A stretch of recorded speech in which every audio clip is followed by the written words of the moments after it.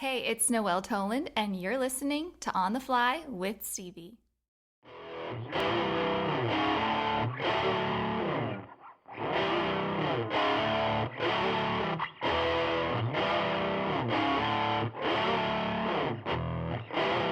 You are listening to On the Fly.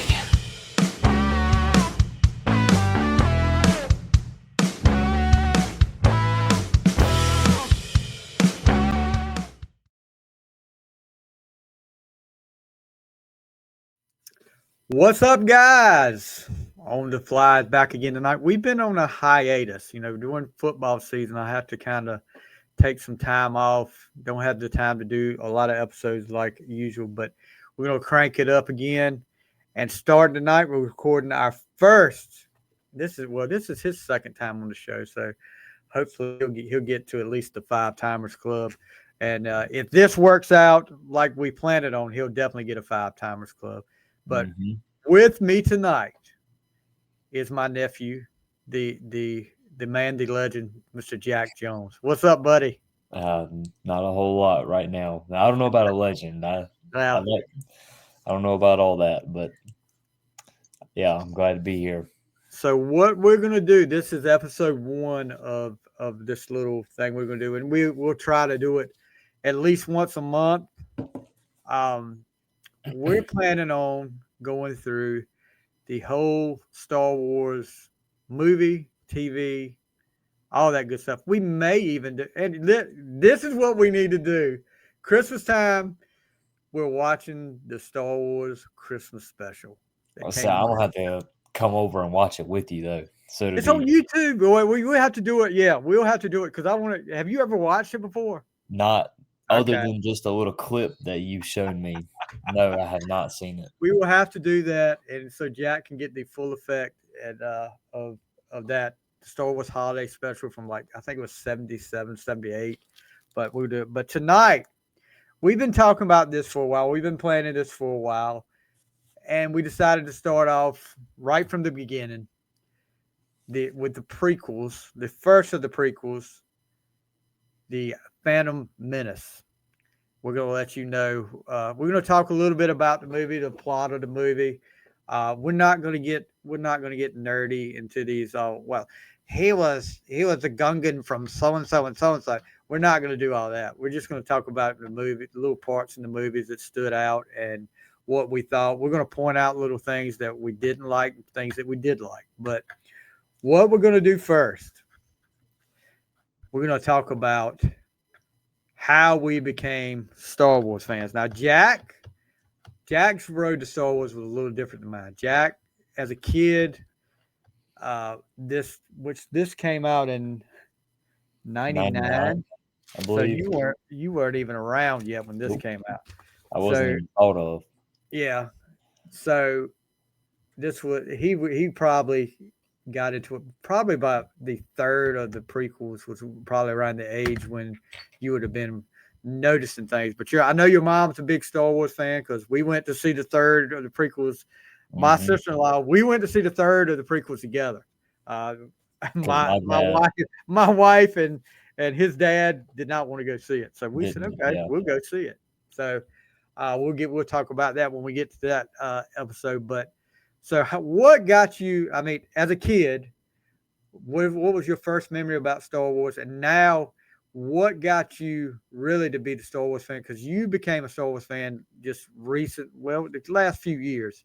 So just talk about your Star Wars fandom. My earliest memories of Star Wars, I think I've told you this before, is actually at your house when y'all used to live in Rich Square, in the smaller house. I remember, I'm pretty sure Mallory was there. I don't know if she was old enough to actually play the game or not, but I remember sitting on your living room floor looking at your big plasma screen TV and playing Lego Star Wars. Yes, sir. I might have even played the game before I ever even watched the movies. I can't remember what order I did them in. but I'm just going to assume that I was playing the Lego games before watching, and then somehow or another, no, I do. Did you give me the Star Wars on the VHS tapes? I may have. I may have. Something's telling me that you gifted them to me or gave me yours or something or the other because I have episodes 1 and 2, but not 3. Not in On Return of the Jedi. Yeah, but I remember the summers between school, I'd stay up all night and sleep in all day as a kid, and I remember spending a lot of time late at night in the living room putting the Star Wars VHS tape in and then clicking the rewind button and watching it, go all the way back. And I'd skip to the fight scenes in the Yeah. movies just to watch the lightsabers go. I remember doing that a lot. And then time went by, probably a few years went by without me watching much of anything, to be honest. And then come a few years ago, I think I binge watched all of them because the last movie came out, the Rise of Skywalker, Yeah. the last main series movie came Right. out. So I was like, you know what? I'm gonna rewatch everything just to recap, refresh my memory. So I'm pretty sure I sat and over the course of a few days, few weeks, whatever, watched 1, 2, 3, 4, 5, 6, 7, 8, 9 movies. And then I don't know, I guess maybe in my older age, I grew a little bit more appreciation for the movie styles and also just how cool the sci-fi is behind it and how the creativity of the time, I guess, Yeah. appreciated that more because my girlfriend and I were watching the original trilogy, and then she had said something about like she had made a joke about it being cheesy, and I was like, yeah, I know, I know. And I was like, but think about in the 1970s, this Yeah. stuff on the TV that you're watching now was like unheard of at that time. There was no Definitely. CGI, there was no like blaster bolts and lightsabers, like that was all brand new technology at the time. Kind of like us nowadays using AI. Exactly. It's new and cool. So at the time, I feel like it was ahead of its time. Yeah. And one of the things when that people point out about these prequels when they came out, the the ships and the weapons and stuff look so much more, like they were better than what you saw back then. I mean, but yeah, New Hope was made in 1977. This is Mhm. 1999. So yeah, I mean, if you want to get picky about it, yeah, it's gonna look more up to date, but there was no way they could go backwards and do all that stuff. But No, yeah, and they shouldn't remake the originals, in my opinion. no, heck no, They need to nobody just needs to touch that. leave them right where they lay. Yeah, if that ever happened, I would be upset. Yeah, There's certain movies you don't touch. Star Wars, the original Star Wars trilogy is one of them. Back to the Future, they don't need to touch that trilogy. nope, Uh, nope. that's and I could name some more, but don't mess with some of these movies. Have an original thought, Hollywood, and don't go back and try to redo movies like you have been with some. Well, I've never watched any of these myself, like these the Disney princess movies from like the cartoon 50s and 60s whenever they Oh were yeah, made. But I do think it's kind of dumb with them remaking the live action uh princess movies from the classic cartoons. yeah. Just leave the classics where they are and like Leave it let it be. alone. That's what Leave it makes alone. them classics. They think that for one thing, I don't know if a lot of people up there can come up with original ideas, but they think too if they latch on to that name, that nostalgia from it. They're going to make some more money off of it. It's going to be, Mhm. no matter how good or bad the movie might be, the name brand is going to bring people in. And, Yeah. and just like with this, with my fandom, I can remember one of my earliest memories is standing outside the cinema in Round Rapids, waiting in line with my mom, my dad, and my brother to go see Star Wars. Don't ask me why. I guess my mom and my dad wanted to see it because they would have been in their 30s Hmm. at the time. I was like 4. Uh, I do remember the people standing in line. One of the people standing in line in front of us was my preacher at my church now. Him and his brother and sister were in the line. Um, and as soon as we got in the theater, and you start seeing this stuff come up down the screen, it's just like you said. For that time, you've never seen anything like this. And as a kid, seeing all these different characters, the fights, the lightsabers, you immediately, that was the thing. Nobody had ever seen a lightsaber. I mean, Yeah, nothing that like was a lightsaber. That was the thing. Everybody wanted a lightsaber then. Um, and just seeing the characters that they came out with, and it was, you couldn't get enough of it. And see, I kind of, in a way, when they came out on VHS and stuff like that, I was like, gosh, I can watch it anytime I want to. But then again, it was so much more special as a kid when you couldn't see it whenever you wanted to, and when it came on TV, even though I didn't have cable or anything like that, so it was edited versions of it.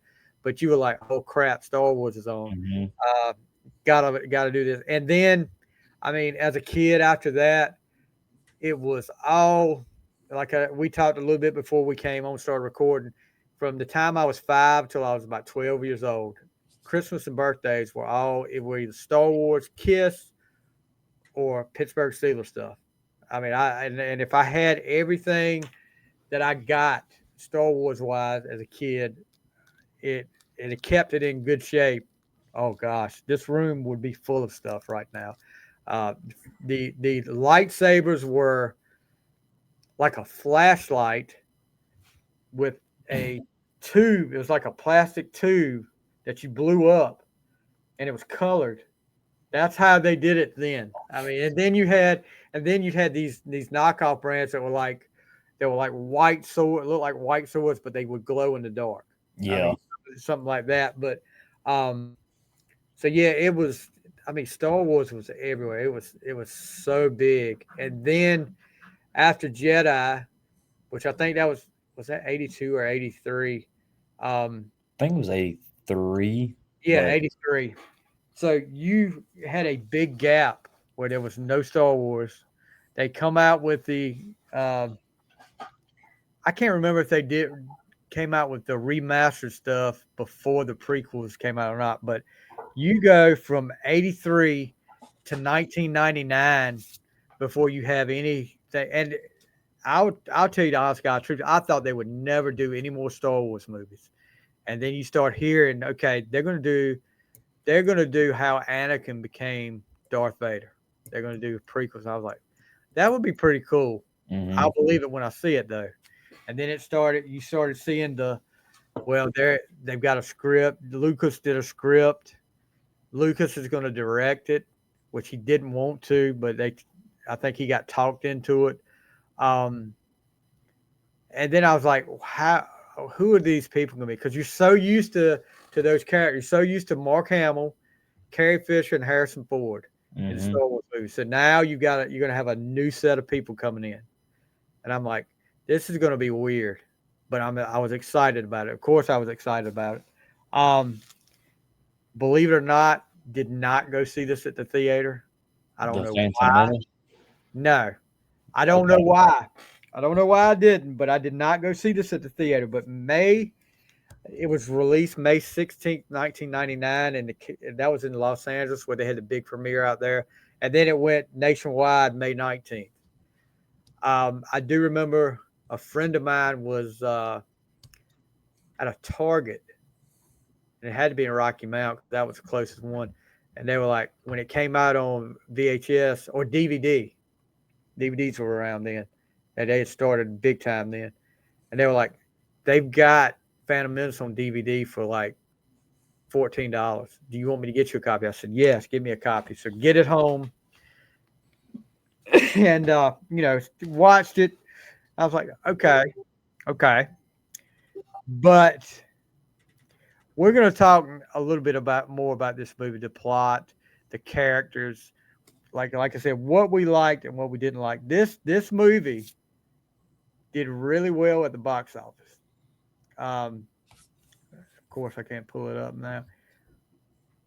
$1.047 billion it got it. The budget was 115 million. So, and that's not counting even. That's just the box office. That's not counting what it did.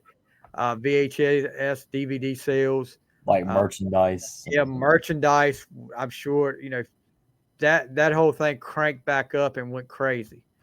Um, I was like skeptical about this movie for some reason. I don't know why. And I think my you started hearing the big names come. Liam Neeson, he was a big name. Then Ewan McGregor was he wasn't the biggest name. And then Natalie Portman. Natalie Portman was a big name. She had been in some big movies then.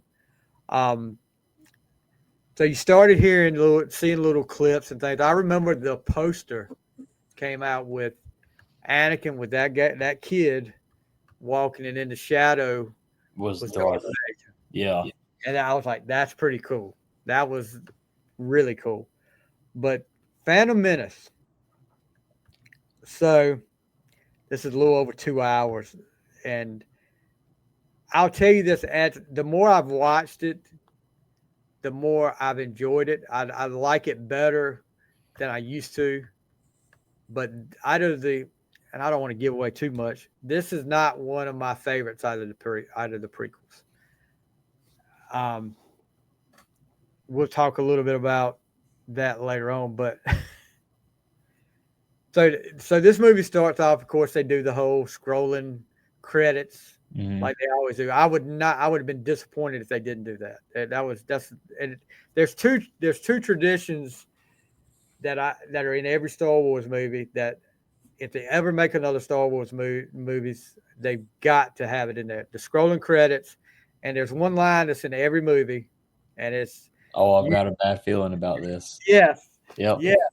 And watching that movie, of course, Qui-Gon. You got Qui-Gon Jinn, who is Obi-Wan's Jedi master, who trained him. They are meeting with these viceroys about some Trade disputes. Trade disputes, yeah. And one of the first things they did when they got in there, they landed and they were brought in, and they said, "Wait here." Tell them to wait here. And one of the first things I think Obi-Wan said that I've got a bad feeling about this. I think that was their first line in the movie, I believe. Yeah, it might have been. I'm so glad that they got that out of the way. And I was like, okay, this movie's gonna be okay. So, what was your take? I mean, I know Qui-Gon was not somebody that, for obvious reasons we'll talk about later on, was not in the original trilogy. But Obi-Wan, what was your thoughts of Ewan McGregor as Obi-Wan? Well, let me answer the first part of that. Talking about Liam Neeson, I'm pretty sure anyone who's watching this has already seen the Phantom Menace, so I'm gonna assume. So spoiler warning for anybody who hasn't seen it.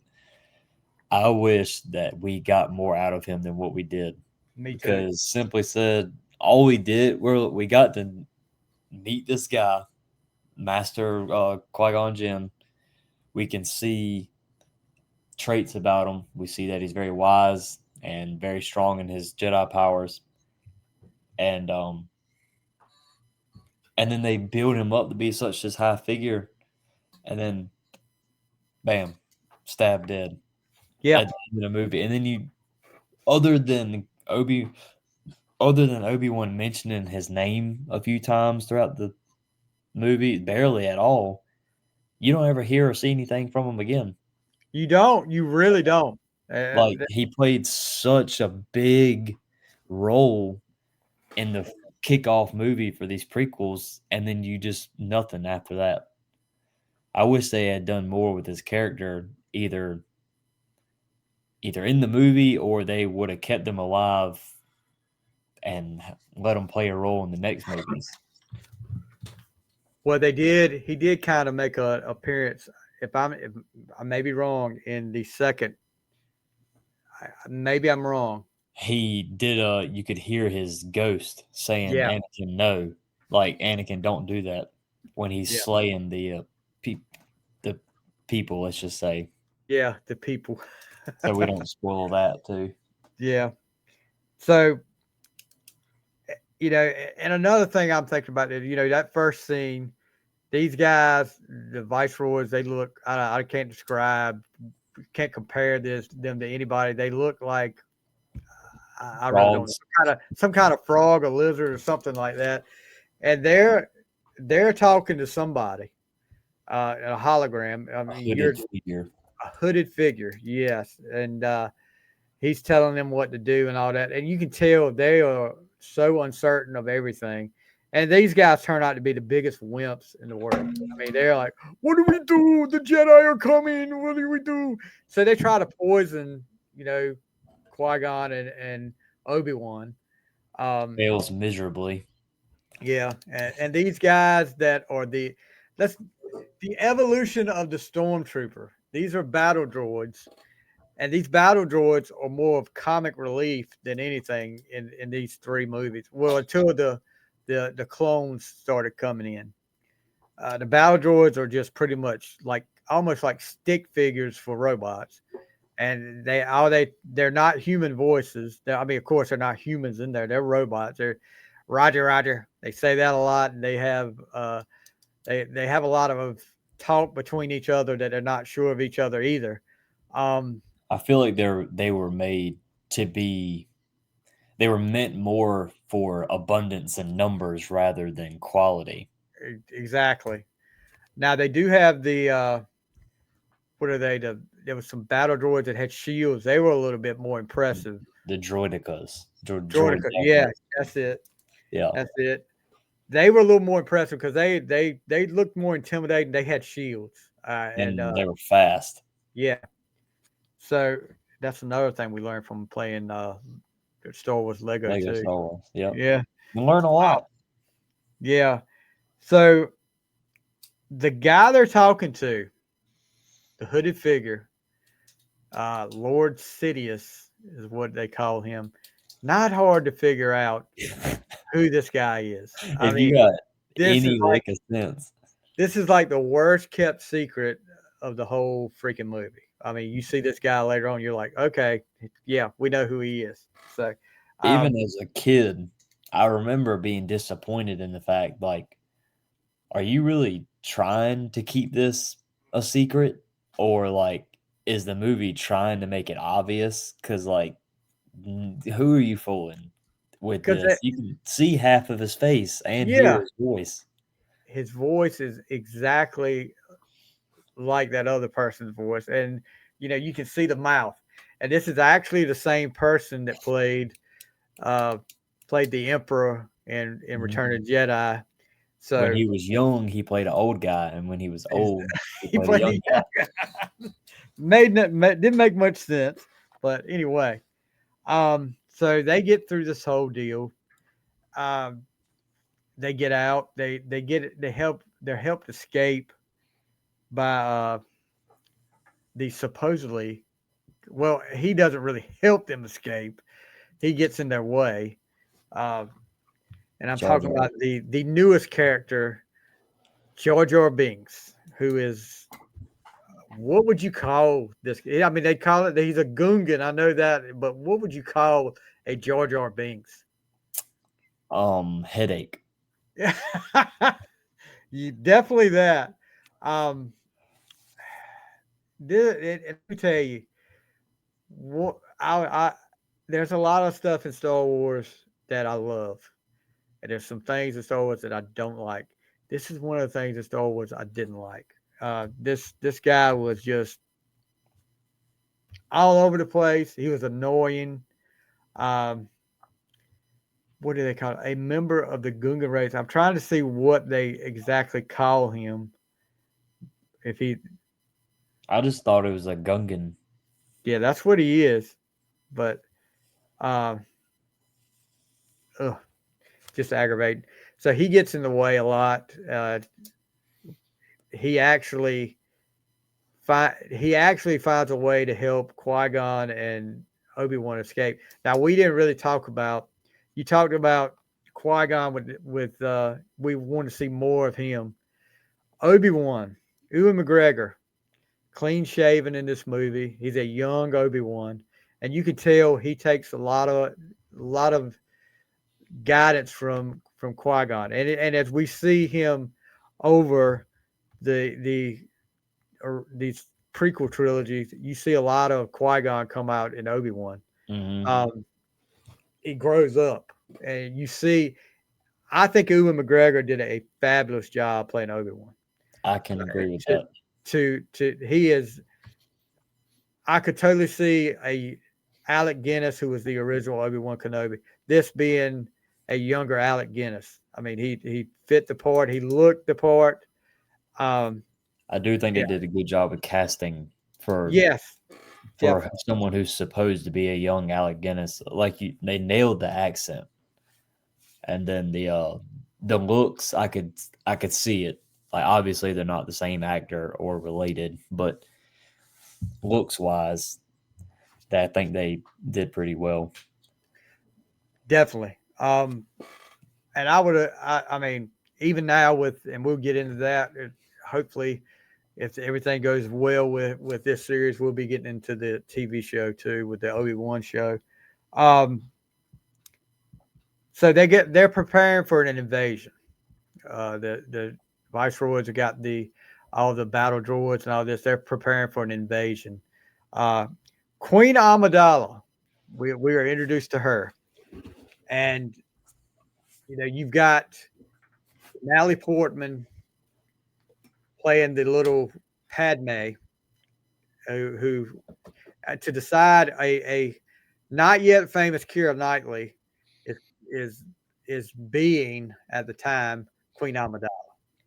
A body double or Yeah, decoy, body whatever you double. call it. Yeah, so because there's threats on Queen Amidala's life, um, and I'm like, gosh, what short straw did you draw to get this job where you think somebody's going to kill you any second now? But Keira Knightley is playing this. Not yet really known Keira Knightley is playing Queen Amidala.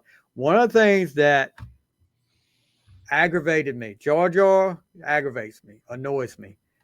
Queen Amidala, and if it's whether it was Natalie Portman or Keira Knightley, her voice when Mhm. she's talking while she's in the makeup and everything.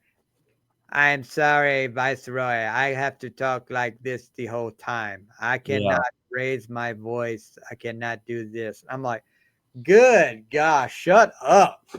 I But do. Even as a child, I remember thinking like, why why do you talk so much different with the makeup on, being the queen compared to when you're just dressed down?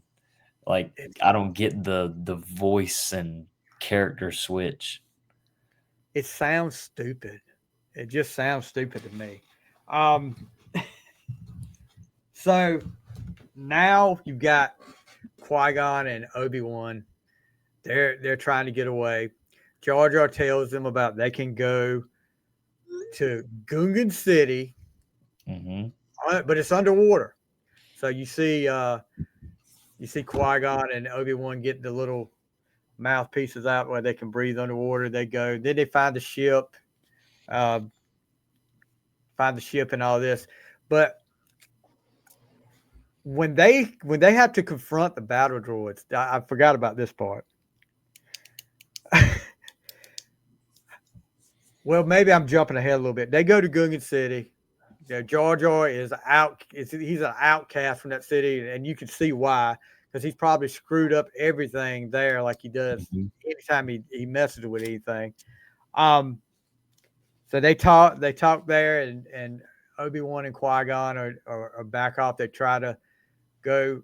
How the heck? And jumping ahead, how the heck do these viceroids and them stupid battle droids, Roger Rogers, capture the queen and their royal guard? I thought that they surrendered. But why would you surrender to these people? They're wimps. I mean, if you got one guy with a gun, you can take out the freaking all those battle droids, and the viceroys aren't going to do anything. No, they'll sit there and They're just point wimps. fingers, but And when it's time for a confrontation, you can tell how much Obi-Wan and Qui-Gon respect those battle droids. They walk right up on them. They just walk right to them and say, "Hey, what you doing, dude?" Yeah, I mean, it's just, and they take the if whole I'm army remembering right, they jump down from the balcony and kill like 20 of them just like in the that. knockout. And then But that's when they rescue or they free the princess and the guards or whatever. yeah, and then they have what is it? They have a problem. They escape. They have a problem with their ship, which is Padme, Obi-Wan, Qui-Gon, and a few of the guards escape. They have a problem with their ship, and this is where we see the first time we see Tatooine, which is where you Luke Skywalker was there as a kid, Jabba the Hutt, and you do hear them mention Jabba the Hutt in when they're talking to some people on this episode. The Hutts. That's what Qui-Gon talks to. What's the shop owner? I cannot remember his name. The one that's got. Watto. Yeah, the Watto. one that's got. They go in a shop looking for parts. They go into the Tatooine and they're talking to this guy. And he's a little bug looking thing, but you see, they hear them talk about the Hutts and the gang. The Hutts are like the gangsters of Tatooine. I mean, The Hutts are like the people that they look down on because like they're gangsters, like low life, criminal, whatever. criminal minds, and they're like. I mean, you saw when Han Solo was a smuggler, he worked for Jabba the Hutt, and Jabba the Hutt put the price on his head, and we all know about the carbon freezing stuff and all that. But Jar Jar, when they're walking through town, Jar Jar is getting into everything. I mean, he's messing with vendors' food on the street. He's messing with toys, and then finally, when they walk in the shop, Qui-Gon's had enough of him. Tells him, "Don't touch anything." And you see Jar Jar doing all this number. But so he talks to Otto, and then we get introduced to Anakin for the first time. To little young Annie that walks in. 9-year-old Annie. And let me tell you guys, this kid, no offense to you, Jake Lloyd, out there, but you are almost as annoying as Jar Jar Binks to me in this movie. Well, something with young Annie that I think my opinion has changed on. I wish they had made his younger character out to be a little bit more what I'm going to call like harder. Yeah. I feel like they made him too soft, too much like a regular kid is what I mean. I wanted to see some like bad background, like a little harder attitude and like maybe a little bit stronger character. Not so Mr. Nice Guy, pretty much. Yeah. He was Mr. All-American boy. I do everything nice. Oh, why don't you come to my house? Why don't you come to my? And I'm like, He knows how to speak different languages. He can build robots. He can race. He's nice. He's smart. Like they made him out to be too golden boy. Exactly. And that's what's so annoying about it. When I hear him start talking, and I'm just like, kid, please shut up. I mean, I know that's how they portrayed you. And the original script, he was, this probably would have worked better. Just more like what you're talking about. The original script, he was supposed to be 12 years old, which would have probably been better with the whole Padme thing too. But I feel like if they'd have gone with a 12-year-old, he's kind of getting maybe in a little bit of that rebellious stage, and he probably would have been a little bit, like you said, a little bit harder, a little bit, not. I mean, he would have been nice, but not this overbearingly nice guy. Yeah. You can come stay with me while the sandstorm's going on and stuff. And I mean, I'm just like, you shut up, kid. I'm going to be a Jedi. I know I'm going to do this. And his voice was, and I know he's just a 9-year-old kid, and it's unfair to him, I know, but I cannot help it. It was just, ugh. I don't blame the actor. I blame what they did with his character. Yeah, I mean, yeah, I can see that. And look, and then it gets weird hearing the conversation between Padme and Anakin and knowing, all right, she's supposed to be like 14 in the movie. He's 9 years old. And I'm like, they're kind of, not really the first conversations and stuff, but as you go along, hearing the conversations over time in the movie, and I'm like, yeah, maybe when he's like, I don't know, even when she's like 19 and he's 14, that's still weird. But it's just weird. It's just weird for me with that. But, and we talked about the comic relief. That was really all. That was the only thing you could see with Jar Jar. He was just there for comic relief. He gets one of these robots in that store. He sets him off, and the robot starts going crazy, and he's got the comic down. Anakin's like, hit him in the center eye. And I'm like, okay. Like I said, kid gets on my nerves. And then we see the first time R2-D2 meets C-3PO, which is a monumental moment in Star Wars history. R2-D2 comes up, and C-3PO's there. Probably the longest relationship in Star Wars fandom. Between 3PO and R2? Yeah, they were there through the whole thing. I mean, they were friends to the end. They're together in every movie at some point. Yep.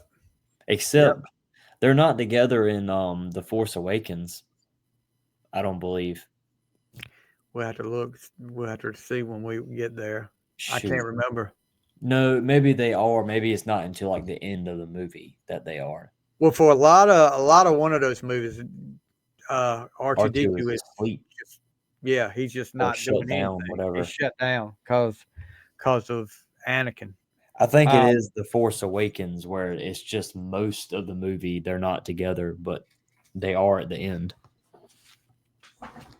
And there's something, and I wish I could find it now. I read something about the little devices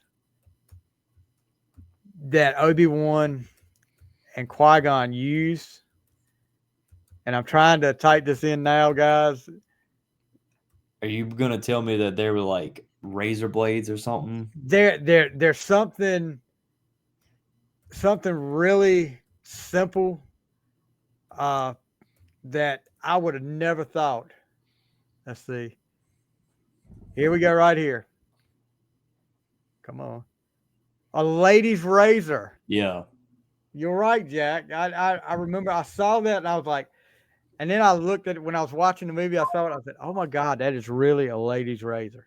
So that's technology, big time. But you're using a lady's razor to communicate between two Jedis.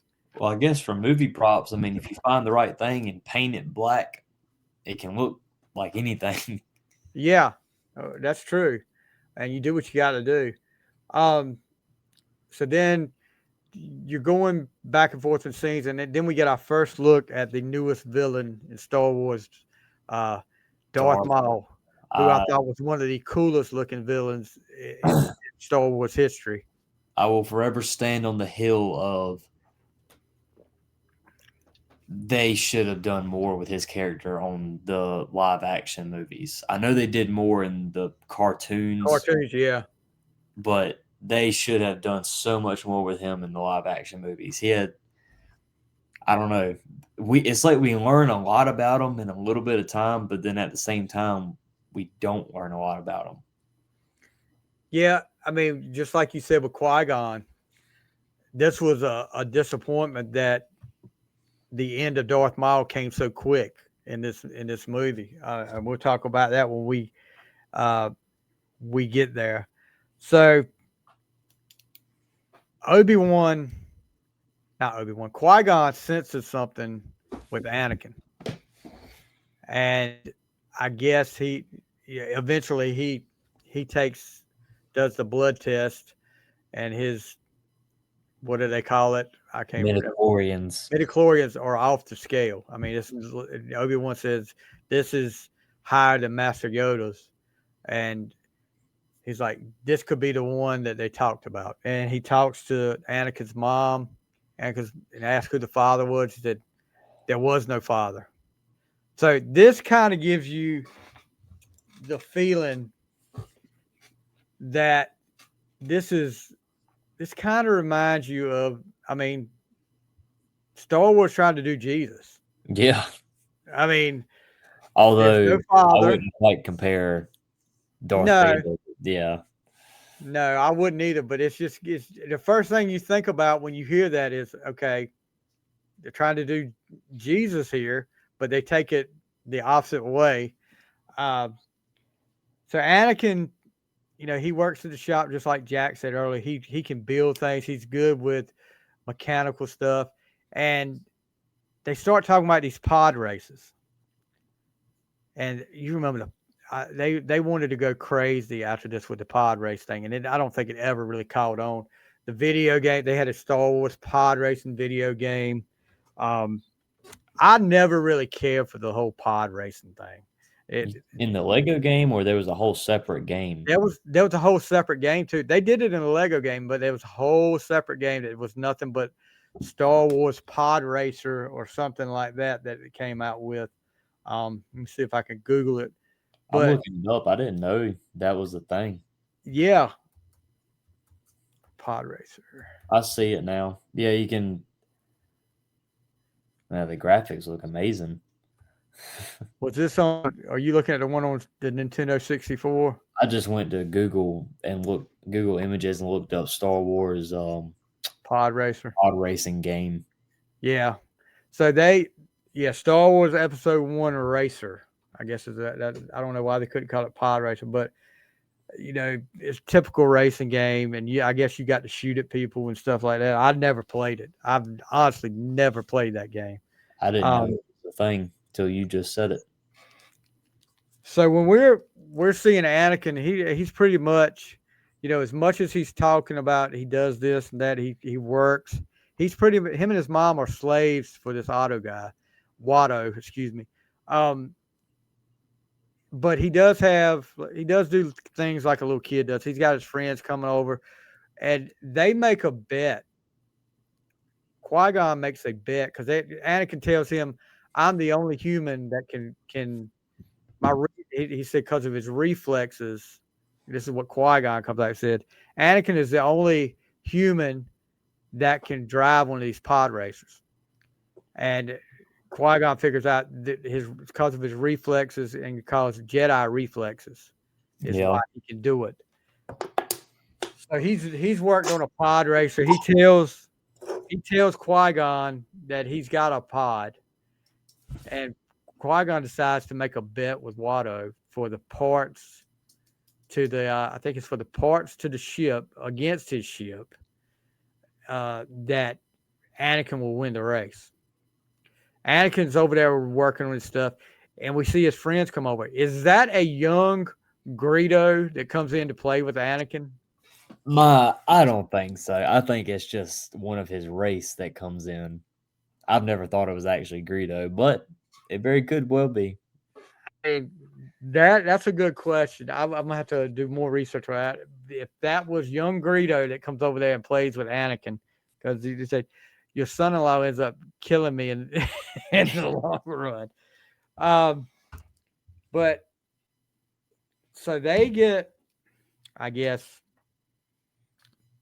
decide to do the bet, and Padme is skeptical about the whole thing. And so I think, and I can't remember, if Obi-Wan's still on the ship, so he's not knowing anything about this. But Padme is really skeptical about putting all this on a kid they don't even know, a young kid. Mm-hmm. And Anakin, she overhears Anakin talking to one of his friends about he hasn't even finished a race. He has never won a race, much less finished a race. Finished. Yeah. And so they got this guy, this little, he looks like Watto, this Saboba, who is like the coolest guy around. I get coolest thing, and I won't call him a guy, but the coolest thing around. Everybody's scared of him. He's got the reputation. He wins all the time, and he does it at any cost. He will take you out for doing that. And they start talking about the race coming up. Well, Qui-Gon evidently gets a really good feeling about Anakin because he ups the ante. He says, like, all right, well, if he wins, then he gets free from slavery. And you Yep. can have the money or whatever. He's like, you can have this, literally, just have that. I don't care. But let me take Anakin from slavery. Yep. And Saboba, the day of the race, you could tell Saboba must have thought Anakin had something for him because he sabotages Anakin's pod before the race. My thing is, as the race goes on, and before we get to that, Jabba the Hutt makes an appearance with his sidekick, Bib Fortuna, whatever, however you pronounce it. They make an appearance before the pod race. It gets brought out. The crowd goes nuts for him. That's more of just an Easter egg in this movie, though. Yeah. It's not like a big plot point. No, he's just there. He's just there because they wanted to put Jabba the Hutt in there. So Anakin's pod, when they start the race, Anakin's pod won't go. I mean, where Saboba has tampered with it, it will not go. And he is way behind everybody else. As we get into this race, the sand people or something you got to look out for because they'll shoot at you when you get to a certain part of the track. I'm sure that was part of the video game. How fast does Anakin's pod must be when he gets behind? God knows. It's got to be 10, 15 seconds he gets behind in that race. And when he finally gets it going again, he gets up to the front in no time. How much faster does his pod have to be than the rest of them for that to happen? I always thought that was kind of weird how the movie stalled him out so long, and then boom, bam, he's back, third, fourth place or whatever. Well, if he gets up that fast after being 30 seconds behind, how does he not just whoop Saboba in the first place? Yeah, he should be like, once he finally catches up with him, he should be gone. He should be way ahead of him eventually. But once he gets caught up with the crowd, he pretty much stays around. They stayed neck and neck.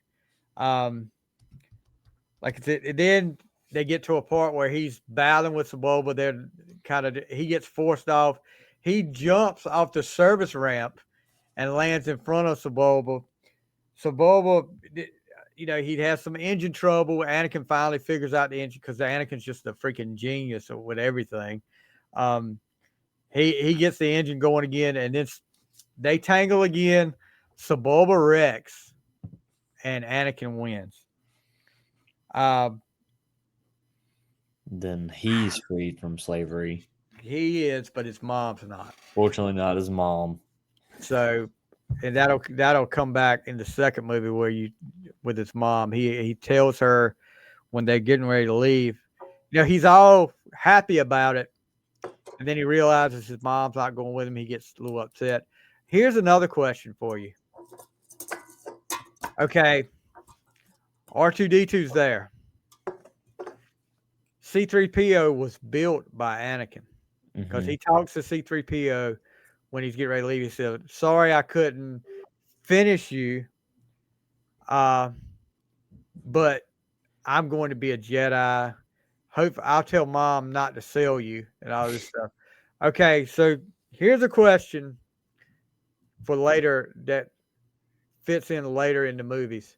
How does Darth Vader not realize who R2D2 and C3PO are in the later movies? I've actually thought about that before, and I think I might have looked it up. I think I came across it's either like one Darth Vader's just delusional and pretending as if he doesn't remember, Right, like ignoring the fact, and maybe it's a little easier from him to do that because they're just droids, they're not people, right. that he had human intimate relationships with. But then and then also there's another theory about how Darth killed Took Anakin over. so much that he kind of made himself forget or not just straight up not care. Yeah, I mean, because if you look later on, and when we get into that point with Obi-Wan Kenobi, the show, there's a conflict. One of the best parts of any Star Wars show or movie I've ever seen, and Their I don't want to. last fight. Yes, when you start hearing the Anakin's voice mix in with Darth going back and forth, and he talks about you didn't kill Anakin, I killed Anakin. And I'm then Darth. he's like, "This is what remains." Exactly. That is one of the best parts of any Star Wars movie or TV show I've ever seen. I got chills when I saw that. I Um, remember I was watching that by myself in this very room, and I was just staring at that TV like a little boy watching Star Wars for the first time, just mesmerized. because you could see where his mask was cracked, and you could see his eyes. That's another Hmm. thing. You could see his eyes, and you could see it was like Anakin's eyes. Because gosh, I can never remember the guy's name that played Anakin. What's his name? Hayden Christensen. Hayden Christensen. He's the one doing it, and you can tell when you see his eyes. But yeah, love that part of the movie. So now Anakin is headed out. They're headed back to the ship with Obi-Wan and Padme. And when they get in the desert, Anakin's just trolling along, and then you look in the background, and here comes this bike or some kind of speeder thing coming. And Qui-Gon says, "Anakin, drop down," and that's when you start. He has to run to the ship. Qui-Gon's left out there to battle with Darth Maul, and Darth Maul is, um, I mean, Darth Maul was strong. I mean, you look at the end of the movie when we get to that fight scene. Yeah, you had a two-sided lightsaber, which was totally different. That was so cool when I saw that the first time. But he is a strong Sith. He's been trained well, and Qui-Gon has trouble with him. And you could tell when they finally get Qui-Gon back on the ship, Qui-Gon, they ask him if he's okay. He said, I don't know. Uh, and he doesn't know who the guy is, but he's strong. He's really trained well. Um, so they get away, and now they go back and they carry Anakin before the Jedi Council, which is I thought it was so funny the first time I see this movie, and I see Samuel Jackson on the As freaking Jedi Council, Mace Windu, and I'm waiting for some MFers to come out of his mouth, and he's talking all Jedi like, and I'm like, this is just weird here. I Watching think it. I heard him say one time that Star Wars was the only movies, well, one of the very few only movies where he didn't have any curse words in It's his script. probably right. Yeah, it's. I It mean, was either the only or like one of the only. it's probably the only. I can't remember another one he was in where he wouldn't have been. I don't remember him being in any PG movies. So, Yeah. um, so they turned Anakin down to be trained because, for one Too thing, old and emotional. yeah, Qui-Gon has already got a, what do they call Padawan? That's Obi-Wan is his, and they say you can't have two, but Qui-Gon is determined because and Yoda, you can tell Yoda knows something's not right with Anakin. Um, there's fear. He even asked him, "Are you scared? Are you afraid?" And Anakin says yes, but he's a 9-year-old kid in front of all these people like this. What do you expect him to be? I mean, he don't know what's going on. Um, so there's a lot goes on with. You finally get the Queen Amidala deal again. Um, they're ready to go to war now. We see this.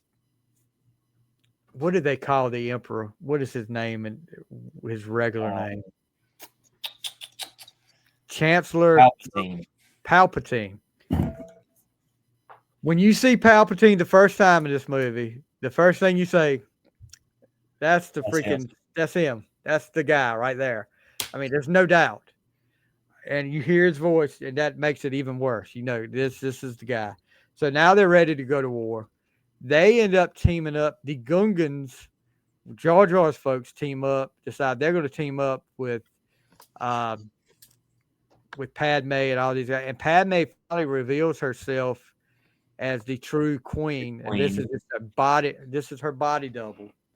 So you know, eventually, this girl is going to get killed. I mean, the body double is going to get killed. It doesn't happen in this movie, but you know it's going to eventually happen. Um, then you got Anakin. I wrote some, and guys, I'd write some of this description that I was seeing that, and sometimes it's just because it bothers me. Anakin's in the ship, and I know he's a 9-year-old kid, but he acts like such a. Padme said, "Are you okay?" "I'm cold." And I'm like, "Go get you a freaking blanket." I would have said, "Go get you a freaking blanket, then, you little turd." But I mean, maybe you can use your Jedi powers to get the blanket to come over to you. Right. I just didn't like this kid in the movie. I'm sorry, guys. But they're, they tell the wars get ready to begin. Qui-Gon tells Anakin, "Stay in this ship. Whatever you do, just stay in this ship." And R2D2's there with him. So that he's on like one of these fighter ships. And while they go battle, next thing you know, Anakin has got that ship up in the air. He's just like, what's this button do? What's this button do? He starts shooting stuff. And while this battle's going on, there's a battle on the ground going on. There's a battle going on in space. Mm-hmm. And Anakin ends up joining in accidentally, but it starts out as an accident, and then he Yeah. ends up just kind of like freeballing it. yeah, he's like, "Well, what does this do? What does this do?" And him and R2D2 are like doing things. So they end up landing on the big ship, The control the station. control ship, Yeah. and all these Gungans and Padme's people, or the rebels, or whatever you want to call them, then are in a big battle with the battle droids, and at the time they weren't called the Empire, but what would eventually become the Empire. And it's not going well. Jar Jar's finally some of Jar Jar screwing up pays off for him, because he screws up a few times and it ends up working out in the long run. I think he ends up hitting a latch or something, and all these bombs come out of a thing and ends up taking out half of the battle droids, and it was 2 or 3 things he did in that. So he finally ends up. It makes him look like a hero, and I Yeah. think at the end he gets honored as such. But now you're getting into another battle between Qui-Gon, Obi-Wan versus Darth Maul. I'm gonna start this off with personally for me.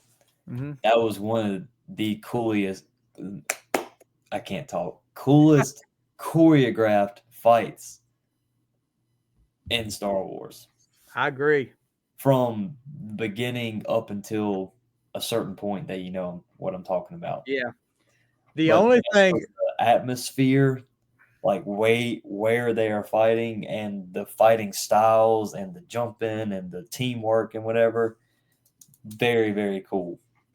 what did you think about having stopped for the shields? Well, I did notice, I read one thing that was symbolic about it because when the shields come up, you can see that Darth Maul paces back and forth in Yeah. anger while Qui-Gon sits and relaxes. Meditates. Yeah. So that shows the difference between like the Sith and the Jedi. But then they say that, and I'm like, yeah, that is true. But then another minute or two goes by, and Obi-Wan gets gone. I mean, Qui-Gon gets gone. Yeah. So if you haven't seen this, there's a big battle, and they're jumping from spot to spot. There's places where you could really fall down to your death, no matter if you're a Jedi or not. And shields keep coming up. And while at first where you got Obi-Wan and Qui-Gon 2-on-1 against Darth Maul, they get separated, and Qui-Gon is going 1-on-1 with Darth Maul, and it's a heck of a battle. But then, as Obi-Wan is watching and he's trapped behind a shield, defensively can't do anything. Qui-Gon gets stabbed in the stomach with the lightsaber, and he's got to sit there and watch his master sit down on the ground dying and wait for that shield to come up. Then he finally, the shield comes up. He starts fighting with Darth Maul, and you kind of see at this point in the movie, you kind of see where Obi-Wan grew up. Obi-Wan became the Obi-Wan that he was going to be the next 2 movies. Well, they kind of had to at that point. Yeah, he had to. And he ends up taking out Darth Maul, which one of the, as much as I didn't want to see it, I think I'm like you, Jack. I would like to see Darth Maul have a bigger part, Qui-Gon have a bigger part. Darth Maul ends up, he cuts him in half. You see him start falling down that shaft, and then when he gets about halfway down, you see his lower half separate, and I'm like, holy crap! So we end up finding out Qui-Gon's dead. In the meantime, Anakin has got on the control ship, and Started out by accident, but then he ends up doing it on purpose. Yeah, And then somehow or another, he flies by himself with no backup, no help. He just flies into the right door to the ship and like zooms through the entire little hallway, not getting a scratch on him. And then doesn't he like crash temporarily? Like he slides or crashes or something? Yeah. And then the little, not the blaster bolts that the ship shoots, but like the big plasma blast, whatever. Doesn't he shoot one of those? But he accidentally ends up hitting like the main reactor. Yeah, someone's hit our main reactor. The power's going low. You see the viceroy there. Someone's hit the main reactor. That's impossible. And I was No one can get in there. Yeah, he's like, that's impossible. No one can get in there unless it's like by themselves. But So that part was kind of, it was cool but also kind of goofy how like everything was accidental. Yeah.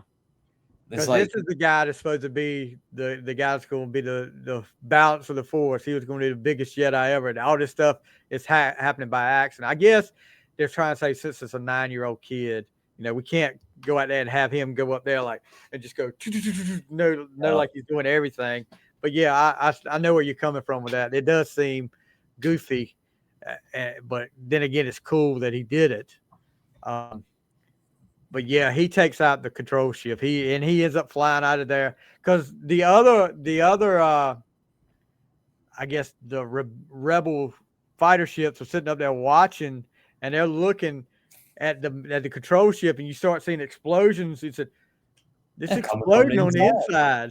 That's coming from the inside." And then they look. He said, "That's one of our ships coming out." He was like, "Who is it?" They were like, "Fighter 1-4, whatever. Who are you?" He's like, but anyway, when he blows the control ship, the battle droids that have control of Padme and Jar Jar and all of them, they automatically shut down. Because that's like the main control. Is the control center, for the bots. So Anakin had saved the day again. He saved the day with the pod race, and he saved the day with this. Everybody celebrates, and then they go back. You see them back all together, and they have Qui-Gon's funeral, which, every time you see a Jedi. Well, hold on. I know what you're about to say, and I have the same argument. So we had 2 funerals where the Jedi were burned. Qui-Gon's and Darth Vader. Luke ended up burning Darth Vader. And they later turned to a ghost. Yeah. So, Obi-Wan and Yoda disappear.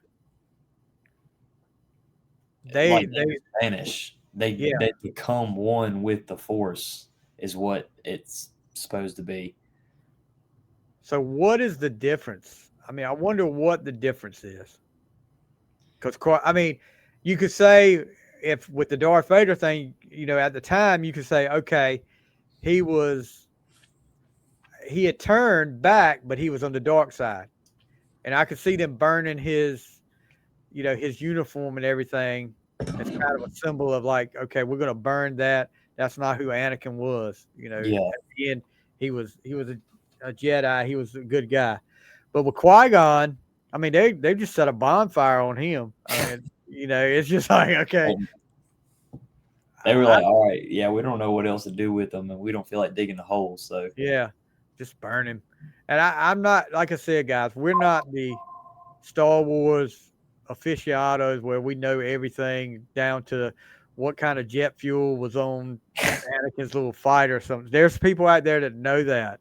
I guarantee you. Maybe from time to time we'll have some of these people on there and we'll ask some of these questions that we're talking about. But I that was one of the things that I've always wondered why they burnt him instead of him just vanishing. So then you get to the end of the show, and I'm like, okay, this sets up a good story. I can see where they're going with this. Just don't bring back the kid again. Please do not bring back the kid again. And Jar Jar, your reaction after this movie? What was your thoughts after this movie? Well, see, it's kind of hard for me to say because I don't necessarily remember my first time watching it. So it's a little harder for me to say. But okay, let's put it this way. If I was to rewatch the movies now for the first time, I agree with the wanting the child to be gone. Get rid of the kid. I want to see a more mature Anakin / to be Darth Vader. Yeah.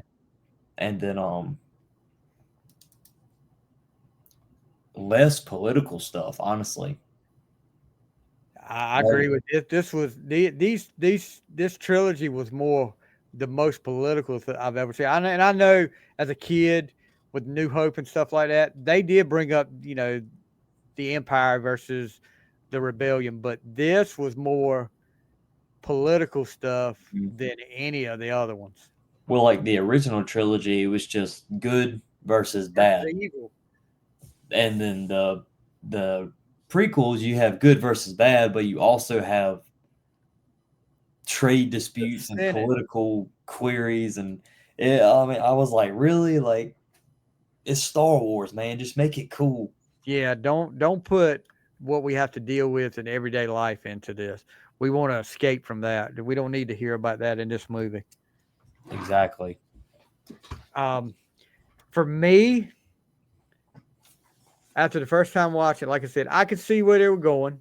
Like I said, I was disappointed a little bit with some of the stuff, but Jar Jar and the kid were the main two things that I did not care for. Um, all the excitement, all the build up, and I was like, it was okay, but it wasn't as good as I thought it was going to be. I think, of course, we'll have later episodes talking about 2 and 3, but my personal opinion for the prequel trilogy, I think the movies got better 1, 2, 3. I do too. Like those are that's how much I like them. Like the order of my favorites. It's like 1, 2, 3. 3 being my favorite. Yeah, I agree. And we'll eventually, guys. What we're going to do as we go along, we're going to rank favorite, like number one. And when we go through all 9 of the movies, we'll rank all the movies. Well, there's actually more than 9. You got Solo, we got Rogue Squadron too. We'll rank all the movies against each other. What's our favorite and what's our least favorite? Um, so right now, Phantom Menace is number 1. So it has no Yeah. choice. But I just expected a little bit more. When I saw it the first time, when I watched it, it wasn't like when I watched it on DVD that first time. It wasn't like I was like, "Gosh, I got to go back and watch this again." Yeah. It was like, Right oh, that away. was cool. Like It's okay if it's not something I'm gonna go. ready for the second one now, though. Yeah, I want to see. I want to see what's next. And like I said, hopefully the kid's not back. And I can't harp on that enough. Jake Lloyd, if you're out there listening, bud, I'm sorry, but No, it's not against it's him. not your Just fault. It's not your fault. It was the way they created you. So that's gonna be our first episode with the Phantom Menace.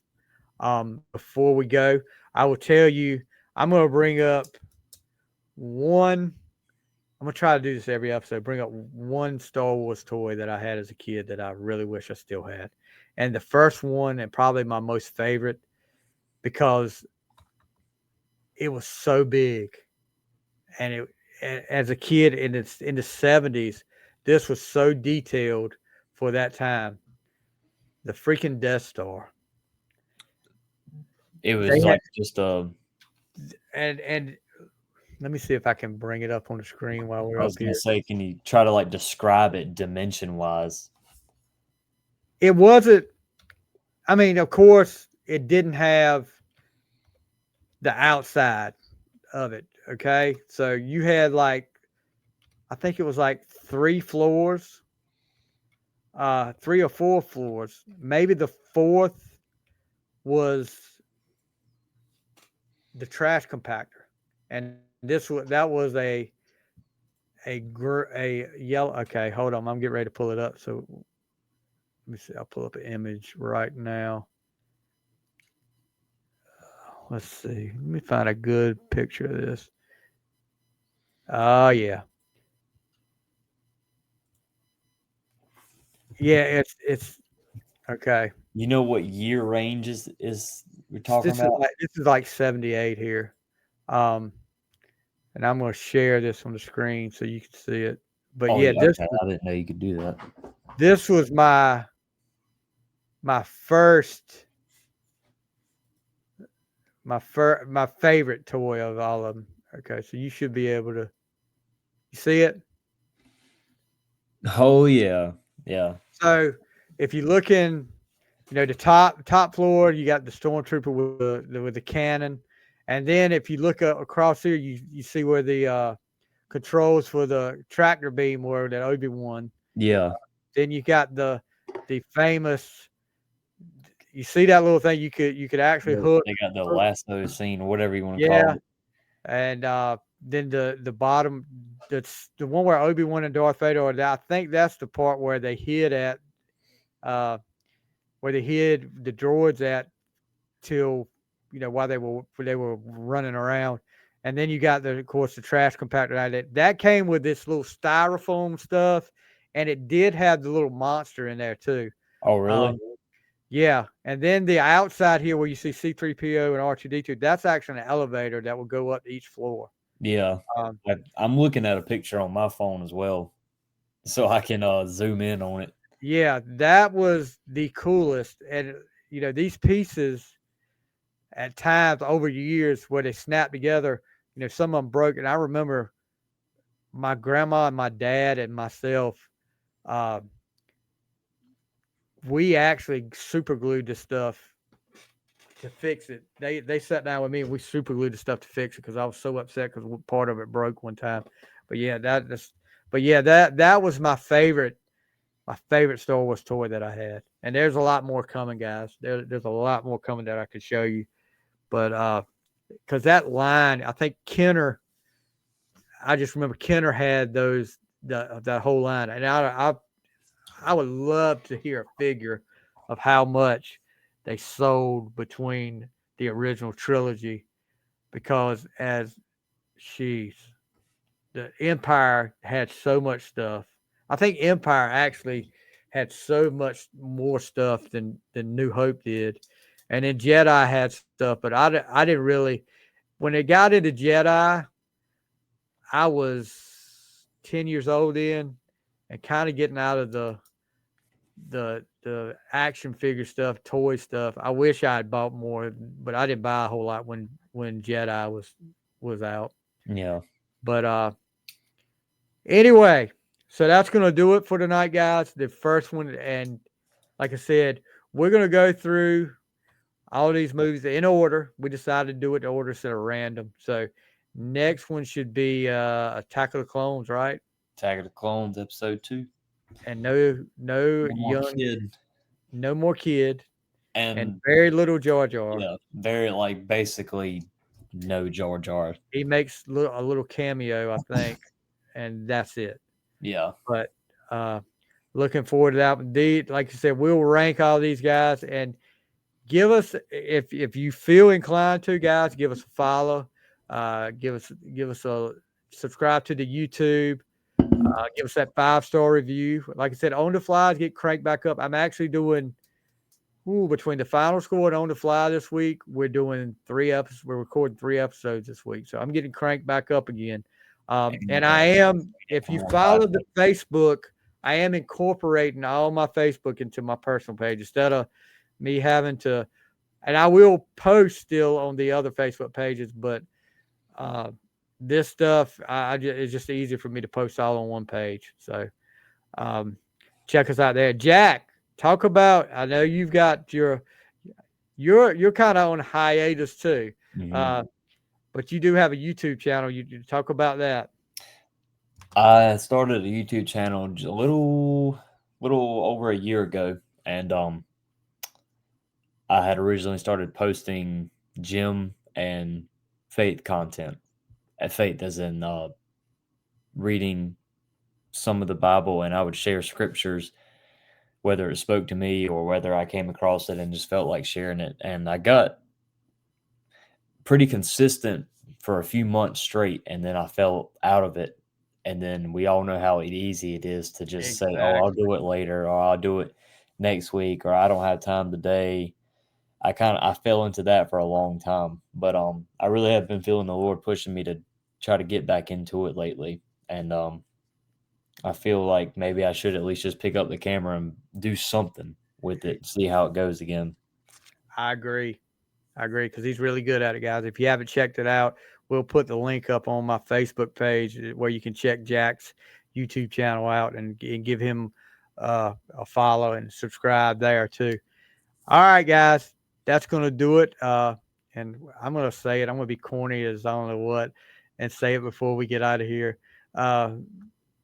See you next time, guys. We'll see you next time on The Fly. And may the force be with you. I knew Always. it was coming. Knew it was coming. Yeah, We'll you got see to you. say it, though. You got to say it. Yes, we can't do a Star Wars episode without saying may the force be with you always. No.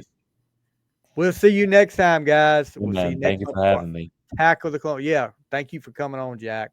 But looking forward to doing this, guys, and hopefully you guys enjoy. See you next time. Peace out. See you.